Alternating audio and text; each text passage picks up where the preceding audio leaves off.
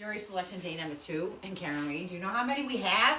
7 in the box. We have 7 on day 2 on a case with this much publicity. Crazy, blew my mind. 1, 2, 3, 4, 5, 6, 7. We have 4 men, 3 women, okay? I don't know the order in which they were sat, so I just did them all in groups.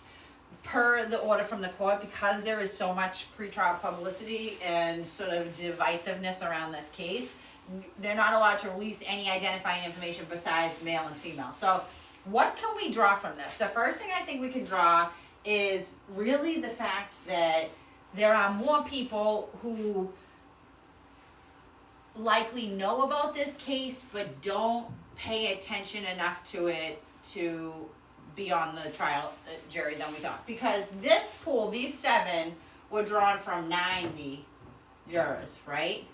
So 7 out of 90, I have no idea what percentage that is, but it's a higher percentage than I would think that most of us anticipated to be able to draw from 90. I thought out of 90 people in Norfolk County, you might have 2 that have either never heard of the Karen Reed case, have heard of it, not followed it, not drawn an opinion, not listened to any commentary on it. And you know, I thought that was a reasonable number given the amount of attention that's paid to the case. But we're at 7.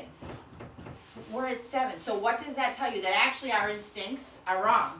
And what I've been talking about quite a bit lately is this idea of being in a bubble when it comes to, when it comes to anything really, when it comes to politics, when it comes to other legal cases, when it comes to this case, that sometimes we misjudge. Our perception is off because we are in the bubble. We think, oh, there's no way you can get a jury. And so most people have been saying for quite some time, how can they get a jury at all? It's always been my position that, yeah, will it be a little bit harder than a normal jury? For sure. Does that mean that we can't get a jury? No, because there are people ultimately in Massachusetts, in Norfolk County, that aren't paying attention to this case. So 7. Remember, how many does each have?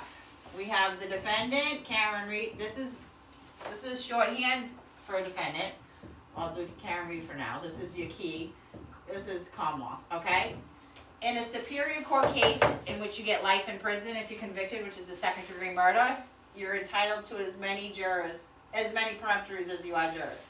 So we have 12 jurors plus what?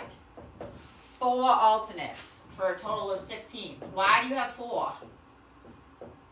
Because this is such a prolonged case, it's likely to take a long time. There is protracted litigation, as we call it.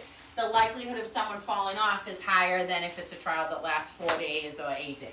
So we have 16. What does that mean? For each juror, each juror equals 1 peremptory. So we have 16 peremptories. Commonwealth gets the exact same 16, 32 total. So what we don't know is how many peremptories were used to get there. So we have, 83 who were struck, right? Of those 83, we don't know who was struck for. Remember, what are the 2 ways to challenge? Cause, 2, peremptory. Hopefully my board doesn't fall off. Right? Cause is what? Has to be biased, prejudice, has to be pretty clear. Everybody can see cause when it comes in front of us. Peremptories lie somewhere between here and here, right? That sometimes you can turn a peremptory into a challenge for cause if you can convince the judge. But usually what happens is if you don't have legit enough of an argument, you end up with the peremptory, right? So how many did they have to go through to get to here? Out of the 83 struck, maybe there were 75. Say there was 75 out of 83 struck for cause, right?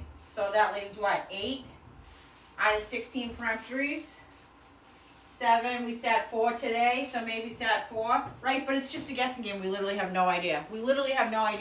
So this could be that there were people that were going to be sat on the jury, and the Commonwealth had to use four peremptories already, which is a lot, right on the front end. Or maybe they all liked them. Everybody could have said, you know, sometimes that happens.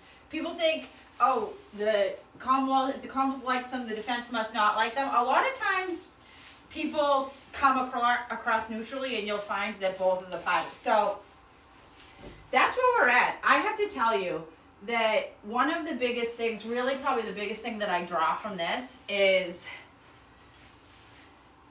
that, I mean, I was like almost shocked today when I heard that there were 7 jurors that were sat out of basically just the first pool from yesterday, and so the pool from today will carry over into tomorrow, because that means, like, if they keep up at this pace, we could have a jury by early next week, which means opening statements would start like midweek next week.